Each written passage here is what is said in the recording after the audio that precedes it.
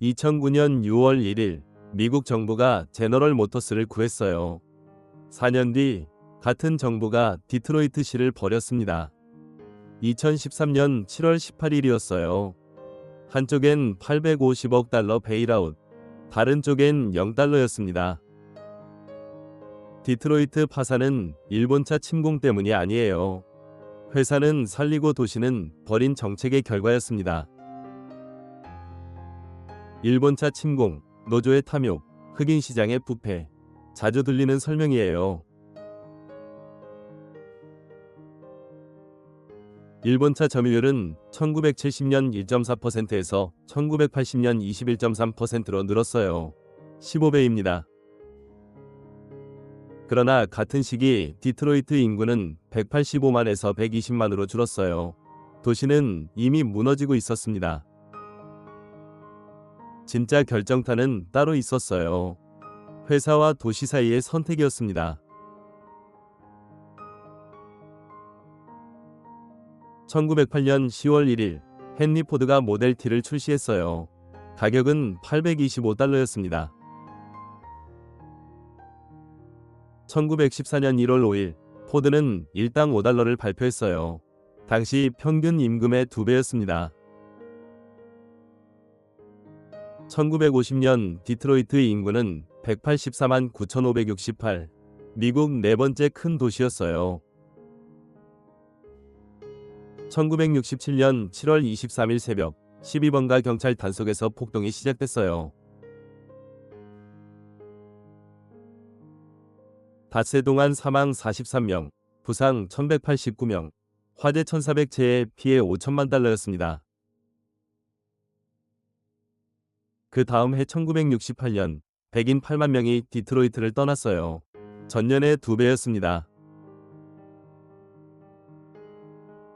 도시 공동화가 시작됐어요. 그러나 자동차 산업은 아직 살아 있었습니다. 1973년 1차 오일 쇼크, 일본 소형차가 미국 시장에 들어왔어요. 1979년 2차 오일 쇼크, 빅3는 휘청거리기 시작했습니다.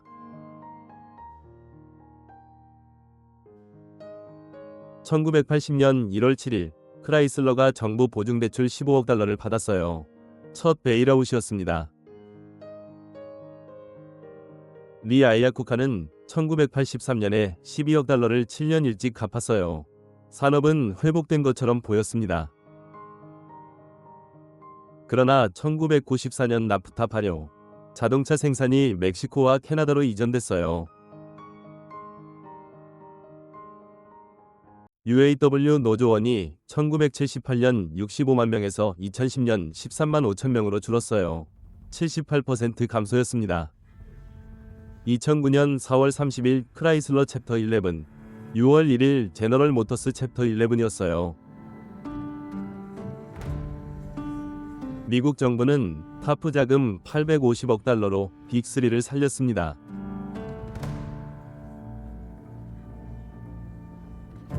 그러나 같은 정부는 디트로이트 시에는 단 한 푼도 베일아웃하지 않았어요.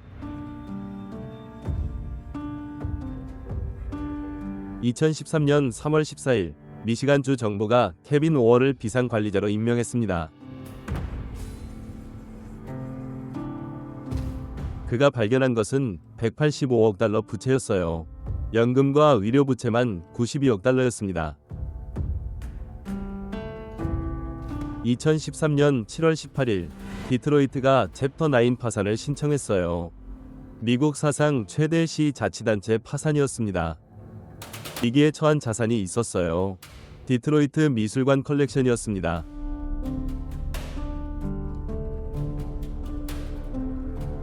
평가액 46억 달러.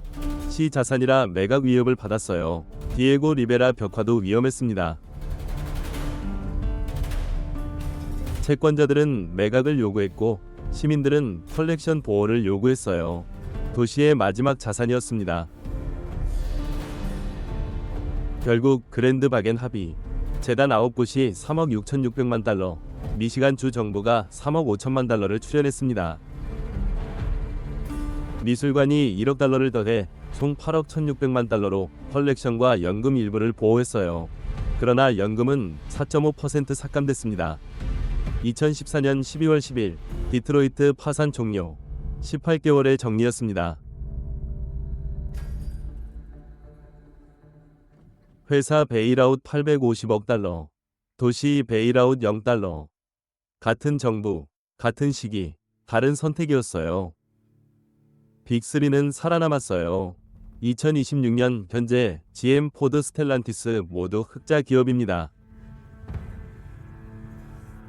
디트로이트시는 빈집 7만 8천 채와 인구 63만 명만 남았어요.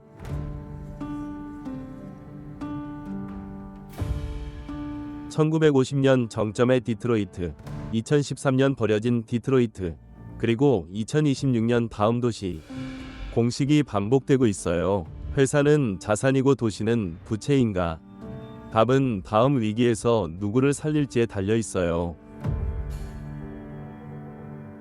구독과 좋아요, 알림 설정 부탁드려요.